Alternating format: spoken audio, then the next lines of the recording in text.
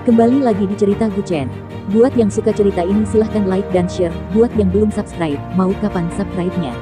Oke, kita langsung aja ke ceritanya. Guchen.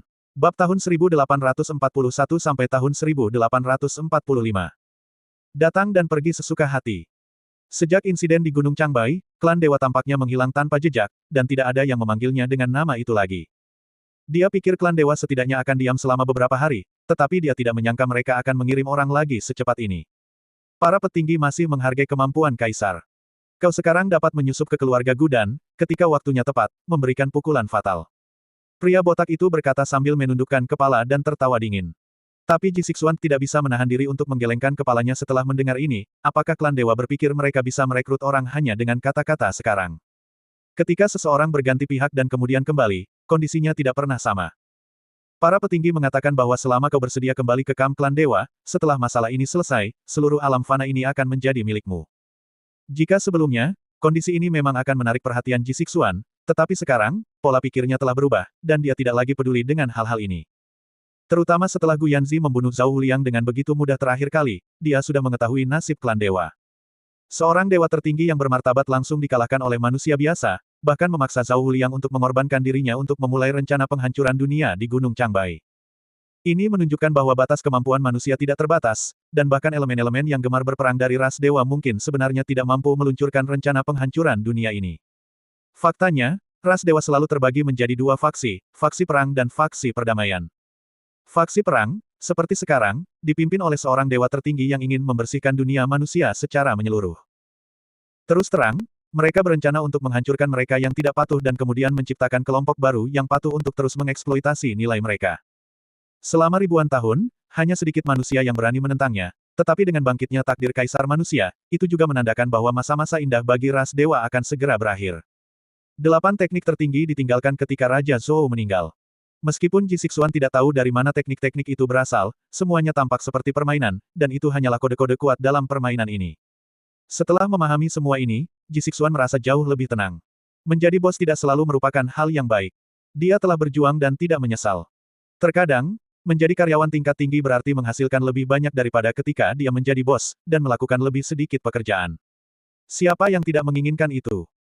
Dulu, para dewa dapat menggantikannya kapanpun mereka mau, tetapi sekarang mereka membutuhkan seseorang dengan tingkat pengaruh tertentu di dunia bela diri untuk membantu mereka, dan itulah mengapa mereka memikirkan Ji Sixuan lagi. Mereka dapat memanggilnya ketika dibutuhkan dan memecatnya ketika tidak dibutuhkan.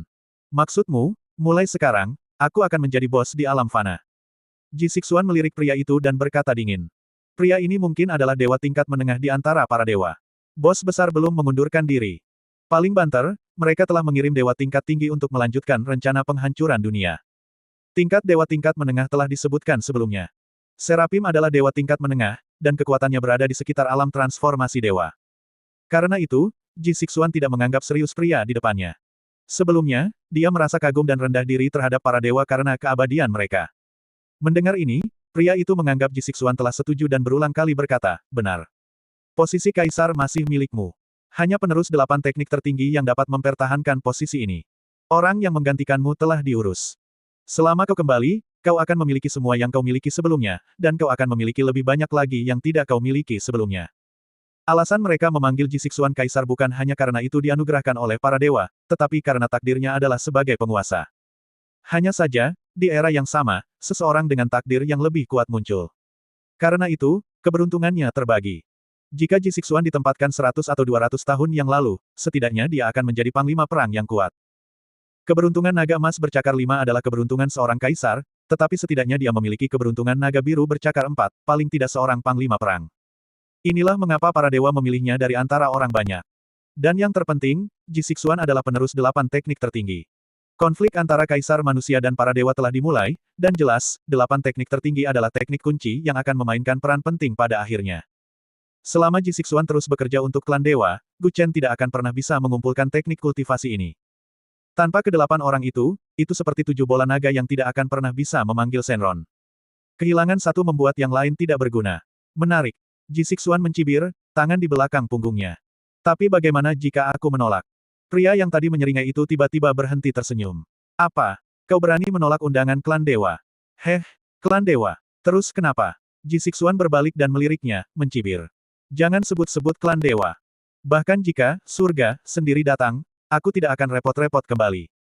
Kau, pria itu mengepalkan tinjunya, seluruh tubuhnya memancarkan aura biru pucat, siap menyerang kapan saja. Tapi Ji Sixuan sama sekali tidak menganggap serius pria ini, tertawa dingin, mau melawanku. Sudahkah kau pikirkan matang-matang? Pertama-tama, ini Jiangsu, dan aku sekarang adalah orang kepercayaan Tuan Muda Gu. Begitu aku memberi sinyal, semua ahli di Jiangsu akan keluar dalam 3 menit. Apa kau pikir kau bisa lolos? Kekuatan keduanya kurang lebih sama. Di dunia fana biasa, kultivator alam jiwa baru lahir mungkin 1 dari 10.000, tetapi di ras dewa, mereka mungkin sama umumnya dengan kubis. Namun, jika dua kultivator alam jiwa baru benar-benar bertarung habis-habisan, keributan yang mereka timbulkan mungkin akan dirasakan bahkan oleh Gu Chen di rumah. Ada mata-mata keluarga Gu di sekitar, dan Gu Chen mungkin sudah memimpin anak buahnya ke sini sebelum pertarungan dimulai. Jika orang ini tidak bisa mengalahkan Ji Sixuan dalam waktu 3 menit, dia seharusnya tidak berpikir untuk meninggalkan kota hidup-hidup. Tentu saja, dia tidak harus bertarung sampai mati dengan orang ini. Dia ingin menghindari keributan besar jika memungkinkan. Jika tidak, itu pasti akan mengganggu warga sipil, dan jelas tidak bijaksana untuk melibatkan orang biasa dalam masalah seperti itu. Target yang diberikan kepada orang ini mungkin adalah jika dia tidak digunakan oleh ras dewa, maka dia harus dibunuh oleh ras dewa. Namun sekarang tampaknya membunuh Ji Sixuan dengan mudah adalah hal yang mustahil. Saya menyarankan Yang Mulia untuk mempertimbangkan kembali. Kali ini, para petinggi dengan tulus mengundang Anda untuk bergabung dengan mereka dalam usaha besar ini. Setelah insiden Gunung Changbai, mereka dengan jelas menyatakan bahwa rencana ini membutuhkan partisipasi manusia biasa agar berhasil. Pria itu berkata dengan suara berat. Matanya menyipit. Tetapi Ji Sixuan sudah mengambil keputusan. Dia melambaikan tangannya sedikit, kalau begitu, biarkan para petinggi mencari orang lain. Dengan itu, dia berbalik dan berjalan dengan angkuh menuju alun-alun. Baik itu dewa, iblis, atau monster, tidak ada yang berani menyerang orang biasa begitu saja. Adapun apa yang mereka takuti, sulit untuk dijelaskan.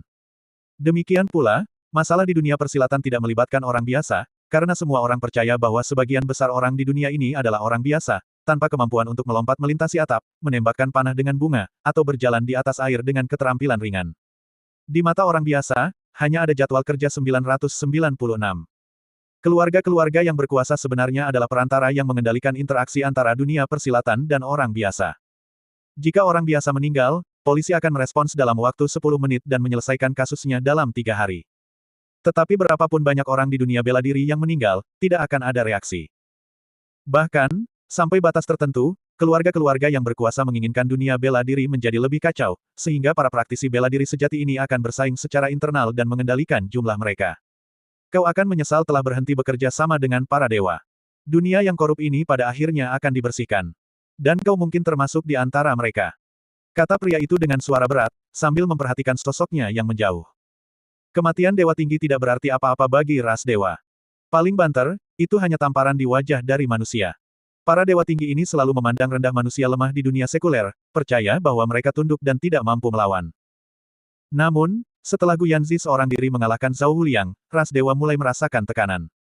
Dengan matinya seorang dewa tinggi, seseorang secara alami akan menggantikan Zhao Huliang.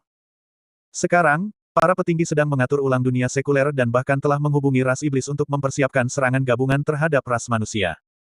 Ji Sixuan telah lama menyadari bahwa baik itu kaisar atau penguasa yang ditunjuk di alam fana, mereka akan selalu menjadi pion ras dewa. Begitu Anda tidak lagi berguna, Anda dapat disingkirkan kapan saja tanpa ragu-ragu. Alasan mereka sekarang mempertimbangkan untuk menggunakannya lagi hanyalah karena ras dewa belum menemukan pemimpin yang mampu, kuat, dan kompeten untuk membimbing berbagai klan di dunia fana. Mungkin ketika mereka menemukan seseorang yang lebih cocok daripada Ji Sixuan, mereka akan meninggalkannya tanpa ragu-ragu. Kemudian, jika para dewa tidak menginginkannya dan mereka telah menyinggung keluarga Gu, mereka akan benar-benar berada dalam kesulitan besar. Ji Sixuan tidak bodoh. Dia tentu tidak akan membiarkan dirinya menempuh jalan buntu itu. Aku rasa tidak. Antara jalan surga dan jalan dominasi, aku memilih jalan dominasi. Ji Sixuan tertawa dingin, tangan di belakang punggungnya. Sebelum berurusan denganku, kalian harus menyelesaikan masalah internal kalian sendiri. Para dewa ingin menaklukkan alam fana dalam satu serangan dan telah merencanakannya sejak lama, tetapi kenyataannya, masih ada konflik internal yang signifikan di antara para dewa. Dua faksi telah muncul, satu menganjurkan perang, dan yang lain menganjurkan perdamaian. Tetapi tampaknya para dewa yang menganjurkan perdamaian telah kalah dan sekarang disebut pengkhianat para dewa. Kedua faksi masih bersaing untuk mendominasi di antara para dewa. Jika keadaan memburuk, bahkan dewa tertinggi pun mungkin tidak akan mendapatkan keuntungan apapun di alam fana. Inilah mengapa ras dewa belum membalas dendam pada keluarga Gu. Bukan karena mereka benar-benar tidak mampu mengalahkan mereka. Lagi pula, keluarga Gu hanya memiliki Gu Yanzi, dan yang lainnya, sekuat apapun, hanya berada di alam transformasi fana ke transformasi dewa. Ras dewa memiliki 6 dewa tertinggi, dan di atas mereka ada makhluk yang lebih menakutkan lagi. Masalah utamanya adalah konflik internal mereka yang menonjol. Bertempur di berbagai front telah membuat ras dewa tidak berdaya. Ji Xixuan berjalan menjauh dari pria itu. Sementara itu, di Villa Yu Huatai, Gu Chen berdiri di balkon, beberapa puntung rokok berserakan di tanah. Kau tunggu siapa? Tepat saat ini, suara Ling Meixue terdengar dari belakangnya. Gu Chen perlahan berbalik dan melihat Ling Meixue, mengenakan sepatu Balenciaga dan tanpa alas kaki, berjalan ke arahnya. Aku tidak sedang memikirkan apapun, kata Gu Chen dengan senyum masam. Namun, Ling Meixue segera menyadari keadaan linglungnya. Alasannya sederhana, dia tidak melepas sepatu hak tingginya untuk menarik perhatian Gu Chen. Di hadapan seorang master sejati, dalam keadaan normal, seberapa hati-hati pun Anda pasti akan diperhatikan jika berdiri di belakang mereka. Namun, setelah dia melepas sepatunya dan berjalan di belakangnya, Gu Chen sama sekali tidak bereaksi, hanya fokus pada merokok. Berhentilah berpura-pura. Kau tampak sangat linglung. Ada sesuatu yang mengganggu pikiranmu. Atau kau sedang menunggu seseorang? Tanya Ling Meixue penasaran. Dia baru saja mendengar Gu Chen mengeluh tentang mengapa pria ini belum datang. Dia jelas sedang menunggu seseorang. Gu Chen memang sedang menunggu seseorang, Seng Anan, yang dia temui siang itu. Dia ingin tahu mengapa pria ini datang menemuinya. Selain itu, dia ingin mempelajari lebih lanjut tentang asal-usul teknik Gua Surga Hongmeng miliknya, apakah itu sesuatu yang dia pelajari secara diam-diam, atau warisan yang sah. Saat kau tidak memperhatikannya, dia selalu mengawasimu, tetapi saat kau ingin melihatnya, dia menghilang. Ini seperti membunuh seseorang sekaligus menghancurkan semangatnya. Akhir-akhir ini, menjelang tahun baru, cukup banyak kekuatan yang mulai bergejolak dan mengawasiku. Gu Chen hendak menyalakan rokok lagi, jadi, saat kau keluar akhir-akhir ini, pastikan untuk melewati jalan utama. Aku akan mengirim orang untuk melindungimu. Memem. Tepat saat dia berbicara, dia tiba-tiba merasakan sentuhan hangat di bibirnya. Ling Meixue benar-benar berjinjit dan menciumnya langsung di bibir, aku tidak butuh perlindungan siapapun, karena aku tahu kau akan melindungiku. Dia sangat percaya pada kekasihnya. Dia ingat ketika mereka pertama kali datang ke Jiangsu, beberapa orang menculik Ling Meixue, dan Gu Chen, dalam amarahnya, meninggalkan semua orang itu di pinggiran kota. Aku juga punya waktu-waktu ketika aku tidak ada di sekitar, jadi kau harus menjaga dirimu baik-baik. Gu Chen dengan lembut mengelus rambutnya dan berbisik. Mereka berdua jarang memiliki momen-momen lembut seperti itu. Ada cukup banyak waktu di awal, tetapi saat itu, Ling Meixue belum memilikinya di hatinya. Begitulah sifat manusia. Terkadang, semakin mudah sesuatu didapatkan, semakin sedikit mereka menghargainya. Awalnya, ketika Gu Chen hanya memiliki dia di sisinya, dia bisa menghabiskan banyak waktu untuknya. Tetapi saat itu, Ling Meixue bahkan tidak memperhatikannya. Baru setelah Gu Chen dikelilingi banyak wanita lain, dia menjadi semakin penasaran padanya. Dan, rasa penasaran ini membuatnya jatuh cinta tanpa harapan. Ling Meixue menangkup wajah Gu Chen dengan tangannya, berjinjit, dan menciumnya, jangan merokok saat suasana hatimu buruk. Bagaimana dengan ini? Katanya sambil menggesekkan bibirnya ke bibir Gu Chen. Mungkin belum cukup. Gu Chen melingkarkan lengannya di pinggang Ling Meixue dan menciumnya dalam-dalam. Tak lama kemudian, wajah Ling Meixue memerah, dan ia hampir kehabisan napas karena ciuman itu. Namun, saat mereka larut dalam gairah, suara Gu Yanxi terdengar dari tangga, hei. Kakak ketiga, air liurmu menetes ke stoking kakak Suer. Mendengar ini, Ling Meixue segera mendorong Gu Chen menjauh. Wajahnya, yang sudah memerah karena menahan napas, menjadi semakin merah. Pergi sana. Anak-anak harus bertingkah seperti anak-anak, jangan banyak bicara. Gu Chen melambaikan tangannya dengan acuh. Gu Yanxi menjulurkan lidahnya kepadanya, hehehe. Aku tidak ingin mengganggu kalian berdua, tapi air liurmu menetes ke stokingnya yang harganya ribuan yuan. Jika aku tidak mengatakan apa-apa, kakak Suer akan pingsan. Ling Meixue tidak terlalu berpengalaman dan hampir kehabisan napas karena ciuman itu, tetapi meskipun begitu, ia tidak tega mendorongnya menjauh. Aku akan naik ke atas dulu.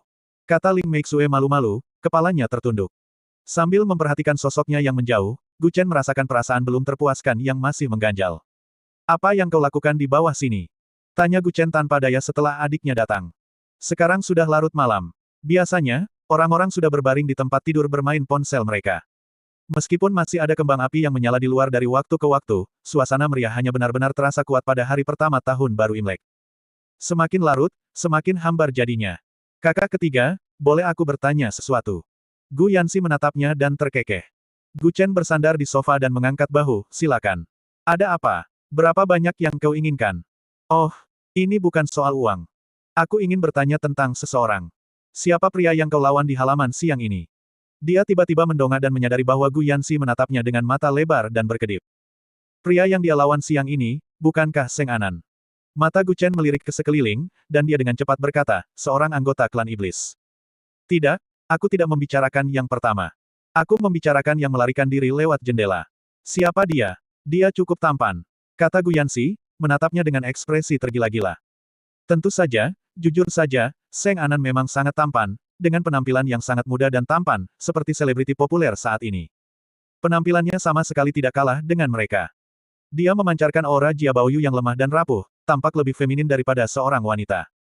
Meskipun dia memiliki kecantikan yang agak lemah, dia bukanlah tipe orang yang hanya akan memakan buah persik lalu mendinginkannya. Di balik wajahnya yang lemah dan patuh itu tersembunyi seorang pria sejati. Kau sama sekali tidak bisa mengaitkannya dengan selebriti populer itu. Dia adalah pewaris 8 teknik tertinggi dari Gua Surga Kekacauan Primordial Hongmeng. Orang biasa bahkan tidak bisa mendekatinya. Apa yang kau inginkan?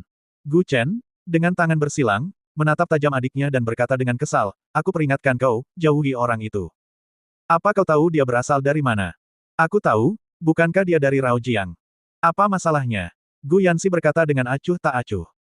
Perbatasan selatan ini, juga dikenal sebagai Raojiang, adalah wilayah paling selatan kerajaan Xia, dan selalu menjadi tempat yang sulit ditaklukkan. Terlepas dari dinasti manapun, wilayah ini hanya secara nominal dikendalikan, tetapi pada kenyataannya, wilayah ini diperintah secara internal. Bahkan selama dinasti Ming, era upeti dari semua bangsa, perbatasan selatan hanya secara nominal tunduk kepada Ming. Pada kenyataannya, wilayah ini tetap menjadi wilayah yang memerintah sendiri. Dataran tengah yang sebenarnya, yang selalu didefinisikan oleh area segitiga yang menghubungkan ibu kota, Chang'an, dan Aorus Hill, adalah area yang benar-benar dikendalikan oleh dinasti-dinasti kuno. Perbatasan selatan tidak pernah menjadi tempat yang damai.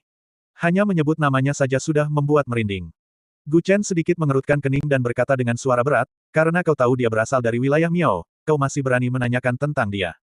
Apa kau tidak ingin hidup? Para ahli serangga Gu yang sangat terampil itu dapat dengan mudah mengendalikanmu dengan serangga Gu hanya dengan lewat. Semua orang menghindari orang-orang dari tempat itu. Racun kelantang, Gu Miao, dan para biksu di kuil-kuil yang bobrok, jauhi ketiganya sejauh mungkin. Yang paling beracun dari semuanya adalah racun Gu Miao, satu tingkat di atas racun kelantang. Setidaknya racun kelantang dilakukan secara terbuka, tetapi dengan Gu Xinjiang Selatan, kau mungkin bahkan tidak bereaksi. Mereka dapat memasukkan Gu sebelumnya, tetapi mungkin tidak langsung berefek. Mungkin 10 hari kemudian, setengah bulan kemudian, atau ketika kau tidak setuju dengan persyaratan mereka, mereka dapat membunuhmu dalam hitungan menit. Metode mereka jauh melampaui apa yang dapat ditandingi kelantang. Seorang gadis naif seperti Gu Yanxi, bukankah Seng Anan akan dengan mudah menipunya? Jika pria itu menggunakannya untuk melawannya atau sebagai alat tawar-menawar dalam negosiasi dengan Gu Chen, bukankah itu akan menjadi kerugian besar? Tidak seseram yang kau bayangkan. Lagi pula, bagaimana mungkin seseorang yang setampan itu menjadi orang jahat? Hehe, orang tampan hanya bergaul dengan orang tampan lainnya. Kakak ketiga, lain kali kau bertemu dengannya, bisakah kau memintanya untuk berfoto denganku? Atau, bisakah kau memintanya bergabung dengan perusahaan hiburan kita? Dengan wajah seperti itu, aku rasa membuatnya terkenal akan sangat mudah. Kata Gu Yanxi, matanya yang indah berbinar.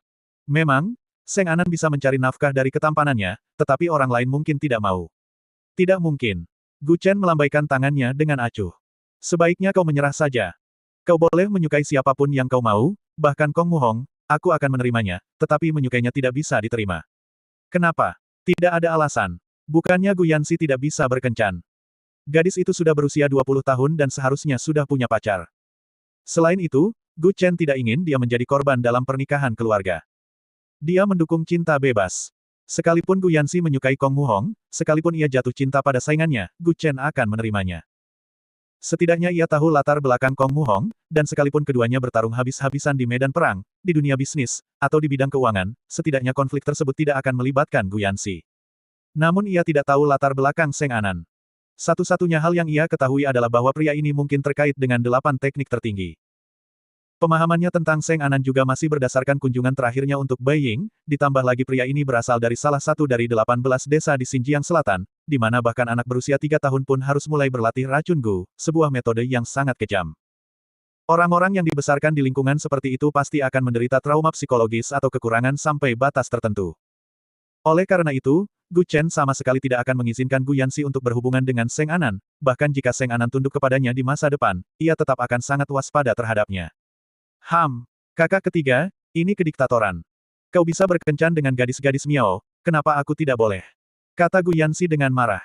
Gu Chen tampak bingung, kapan aku? Maksudmu Bai Ying? Kalau bukan dia, siapa? Kudengar kau menantang Miao Jiang berduel untuk melindunginya. Kau seperti hakim yang mengizinkan kebakaran tetapi melarang rakyat jelata menyalakan lampu. Aku tidak menyukaimu lagi. Hei. Kapan aku menantang Miao Jiang berduel untuknya? Siapa yang bergosip padamu? Bagaimana mungkin utusan itu berbicara omong kosong? Gu Yanxi berbalik dan berlari ke atas. Karena hal ini, gadis ini benar-benar merajuk padanya. Saat ini, di lantai 2. Ye Dongqing bersandar di pagar, melihat penampilan Gu Chen yang tak berdaya dan tak kuasa menahan tawa, cek. Kenapa? Bahkan Tuan Muda Gu yang terhormat pun mengalami kesulitan seperti ini. Kau bergosip padanya? Gu Chen bertanya tanpa daya. Ye Dongqing segera menggelengkan kepalanya, kalau begitu kau telah berbuat salah padaku. Omong-omong, aku juga cukup penasaran dengan hubunganmu dengan gadis dari Miao Jiang itu. Apakah kau benar-benar menantang Miao Jiang berduel demi dia? Sejujurnya, Gu Chen bahkan tidak ingat pernah mengatakan ini sebelumnya. Setelah kembali dari kota Chauge tahun lalu, gadis ini tanpa alasan yang jelas mengikutinya ke villa ini. Kemudian dia tinggal di sini, dan kemudian, orang-orang dari Miao Jiang datang ke pintu. Dia hanya membantunya dengan santai, dan setelah itu, orang-orang dari Miao Jiang tidak pernah muncul lagi. Dia sepertinya mengatakan sesuatu seperti, jika terjadi sesuatu di Jiangsu, biarkan Miao Jiang datang kepadaku. Bukankah itu hanya slogan yang membual? Itu tidak. Seberlebihan yang mereka katakan. Dia penyewa saya. Jika dia menghadapi bahaya di Jiangsu, tentu saja saya, sebagai pemilik rumah, harus membantu. Kalau tidak, apa yang akan dia pikirkan tentang saya? Kata Gu Chen dengan senyum canggung. Ye Dongqing bersandar di lantai 2 dan menatapnya sambil tersenyum. Iya. Kau benar. Hei, aku serius. Saat ini, ponsel Gu Chen berdering. Dia mengeluarkannya dan melihat bahwa Mu Linglong yang menelepon. Secara logis, seharusnya dia sedang bersenang-senang di hari kedua tahun baru Imlek, bukan menelepon untuk mengucapkan selamat tahun baru dan meminta amplop merah. Hanya, dalam beberapa detik, lusinan kemungkinan terlintas di benak Gu Chen. Halo. Gu Chen menjawab telepon dengan ragu-ragu. Tapi suara Mu Linglong terdengar mendesak, pemimpin sekte. Huf. Dia hanya memanggil, pemimpin sekte, sekali, dan kemudian yang terdengar hanyalah napasnya yang berat. Ada apa? Katakan sesuatu. Mu Linglong membutuhkan waktu lama untuk berbicara sebelum akhirnya berkata, orang yang kita tangkap siang ini telah diselamatkan. Pemimpin gerbang bertanduk terluka parah dan saat ini sedang dirawat di rumah sakit. Dan kau? Bagaimana keadaanmu? Gu Chen dapat mengetahui dari nada suaranya bahwa dia pasti juga terluka parah. Gu Chen tahu kekuatannya. Di alam transenden, bagi seorang wanita untuk mencapai level ini sudah cukup luar biasa. Titik akupunturku disegel, pergelangan tanganku terkilir, dan aku menderita beberapa luka dalam. Mu Linglong buru-buru berkata di ujung telepon, kekuatan ras dewa telah bangkit dari abu. Mereka hanya menghancurkan satu benteng mereka di Gunung Changbai sebelumnya. Satu dewa tinggi mati, dan mereka segera menggantinya dengan yang lain. Kali ini, mereka pasti datang untuk membalas dendam. Pergi ke rumah sakit untuk perawatan segera. Aku akan mencari cara untuk mengatasi ini. Gu Chen berkata dengan suara berat di ujung telepon. Setelah menutup telepon, dia segera menelepon Zuo Sandu dan memintanya untuk pergi ke rumah sakit umum kota. Meskipun tingkat kultivasi kelima pemimpin sekte itu agak rata-rata, mereka tetap mampu membantu di saat-saat kritis. Lagi pula, tidak semua orang berada di alam transformasi dewa. Mereka semua pasti lebih lemah dari Gu Chen, jika tidak, posisinya sebagai pemimpin sekte akan tidak stabil. Zuo Sandu lebih bersemangat dan gembira daripada siapapun ketika mendengar bahwa kekuatan ras dewa telah kembali. Mereka benar-benar kembali. Kata Zuo Sandu dengan gembira di ujung telepon. Gu Chen membalas, mereka kembali. Masih banyak pertempuran yang akan datang. Puas sekarang. Tuan Muda Gu. Saya ingin mengatakan sesuatu, tetapi saya tidak yakin apakah saya harus mengatakannya. Jika saya mengatakannya, Anda pasti akan menuduh saya xenofobia lagi. Kata-kata Zuo Sandu sangat jelas, masih menyindir Ji Xixuan. Saat ini, Gu Chen lebih memilih untuk mempercayainya daripada menjadi seseorang yang panik karena provokasi sekecil apapun. Dia hanya akan menderita kerugian kali ini. Apa yang kau katakan itu tidak mungkin. Kata Gu Chen dengan tenang.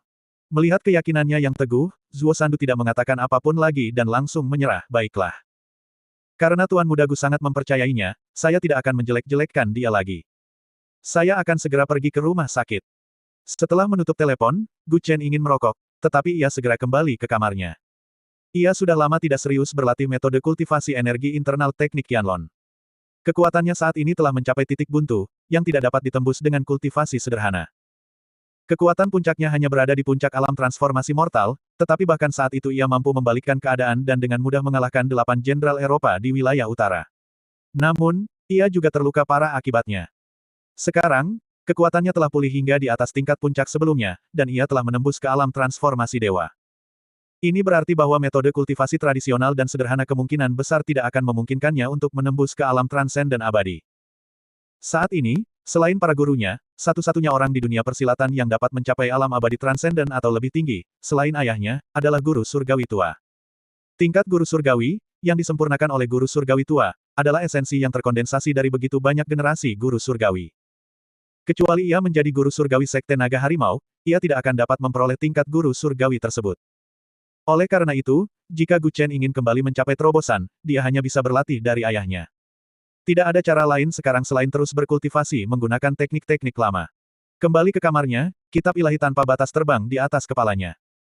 Setelah perlahan membalik beberapa halaman, cahaya keemasan bersinar dari atas. Keesokan harinya, pagi-pagi sekali. Lan Wancheng masih tidur di rumah ketika teleponnya terus berdering. Siapa itu? Pagi-pagi begini. Apa orang tidak bisa tidur? Gumamnya dengan mengantuk. Masih berpegangan pada Yang Ruiting. Telepon berdering dan berhenti berulang kali, sampai Yang Ruiting akhirnya menendang Lan Wancheng hingga jatuh ke lantai, angkat teleponnya. Ia mendarat di lantai, mengambil telepon dari meja, dan melihat itu Chen Jiahao yang menelepon. Orang ini, apakah dia benar-benar begitu terburu-buru untuk bereinkarnasi? Kata Lan Wancheng tanpa daya. Awalnya ia ingin membiarkannya hidup beberapa hari lagi, tetapi orang ini terus mendesaknya untuk segera bereinkarnasi. Ramalan telah menunjukkan bahwa orang ini berumur pendek dan waktunya kemungkinan akan berakhir dalam beberapa hari ke depan. Terutama setelah ia ikut campur dalam masalah ini, itu berarti ia memiliki hubungan karma dengan Chen Jiahao, yang akan mempercepat prosesnya. Ia akan mati lebih cepat lagi. Halo, kata Lan Wancheng dengan suara berat, sambil menggosok pelipisnya. Chen Jiahao meraung di ujung telepon, sialan. Kau masih tidur. Aku hampir terbunuh oleh iblis kucing itu. Apa kau akan melakukan sesuatu? Jika tidak, kembalikan uangku. Kalau tidak, aku akan menuduhmu melakukan penipuan. Hei, apa kau yakin ingin aku datang membantumu hari ini? Bukankah itu sudah jelas? Aku bahkan tidak bisa memejamkan mata sekarang. Pokoknya, kau harus segera berurusan dengan iblis kucing ini. Kalau tidak, kita akan bertemu di pengadilan. Dia membanting telepon. Lan Wancheng menatap layar telepon dan menghela napas tak berdaya, benar sekali. Aku tidak bisa mengubah takdir. Sepertinya apa yang akan terjadi tidak akan tertunda karena keterlambatanku. Nasihat baik tidak berguna melawan hantu terkutuk. Apa yang terjadi padanya? Tanya Yang Ruiting, berbaring di tempat tidur, kepalanya menoleh ke samping. Kau berteman sejak kecil dengannya, berikan dia guci yang bagus. Lagi pula, dia orang yang terhormat, gucinya tidak mungkin murahan. Bersambung.